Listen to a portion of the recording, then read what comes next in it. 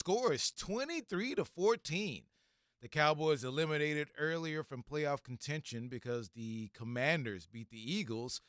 But what a fun first half we saw. The offense that probably could only put up 23 points a game has 23 points in the first half. And, Matt, it is something we're not used to seeing. This is a throwing offense today. 25 dropbacks from Cooper Rush, as he is 18 of 24 for 226 yards and a touchdown. 6 of those to CeeDee Lamb, who has 6 for 100. And, man, okay, we can get to CeeDee Lamb later, but let's talk about your impressions of the first half, Matt. Like you said, Cooper Rush, I mean, we were talking about it walking in here. It's really interesting to see this Cowboys team all of a sudden start playing the way that they're playing and have been playing for the last month or so. You're kind of looking at it going, well, it was the Giants and some bad teams, but Washington's a good team, and they beat Washington.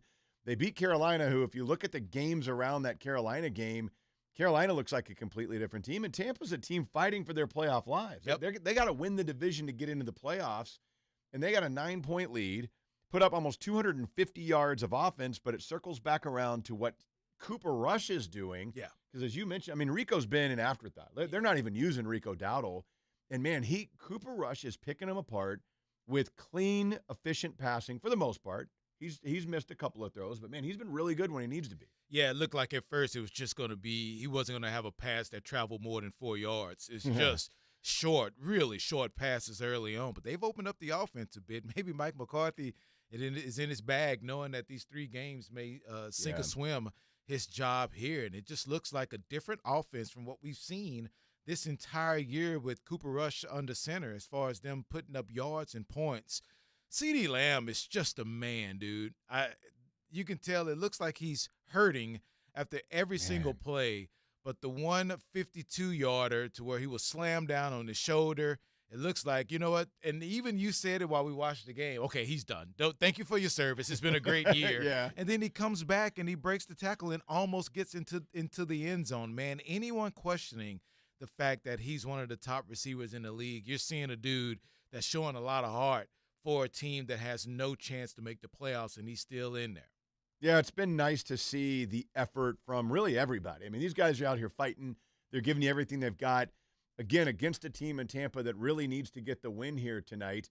It was a little disheartening at the end of the first half to see Tampa 7 plays, 71 yards, and 57 seconds right down the field. That was a masterclass from Baker Mayfield. Yeah, and it kind of feels a little bit like they've had some opportunities they haven't hit on, and I'll be real curious to see where Tampa takes this in the second half. I'm also a little surprised we haven't seen more Bucky Irving because he only has 8 carries for 47 yards in the first half. That's almost 6 yards an attempt. Right. And he's had a couple of nice runs, so I'll be curious to see if Tampa tries to go more to the run game in the second half because you're down 9 points. You can make it up pretty quick, but it doesn't feel like Dallas has played the run very well tonight. But all in all, I think we were talking about, I mean, knowing, 3-4 hours before you're going to arrive at the stadium maybe, that your season is now officially over. You've been eliminated. I don't know a person on the planet that would not have trouble getting up for the game. Yeah. Just that natural letdown. Right. And so to be able to go out and do what they're doing tonight, I think you got to be really impressed with it. Yeah, no doubt. 243 total yards to Tampa's 194.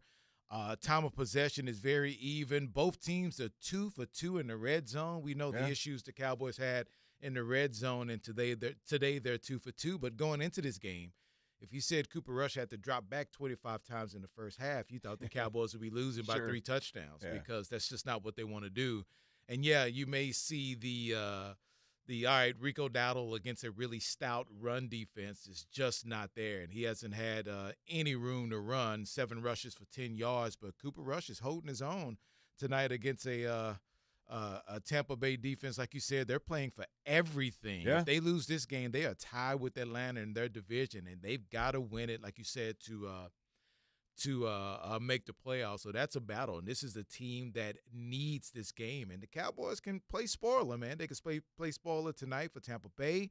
The last 2 games will be Washington and Philadelphia. Philadelphia is still fighting, even though they lost today. Yeah. They'll still be fighting for a number 1 overall seed to see if they can get tops in the NFC, and the Cowboys could go in there and ruin that. So it's I think the best thing you can say about this, it's a fun watch. It is fun and watch. we've been trying to say, let's just sure. watch some competent football out there, a fun game.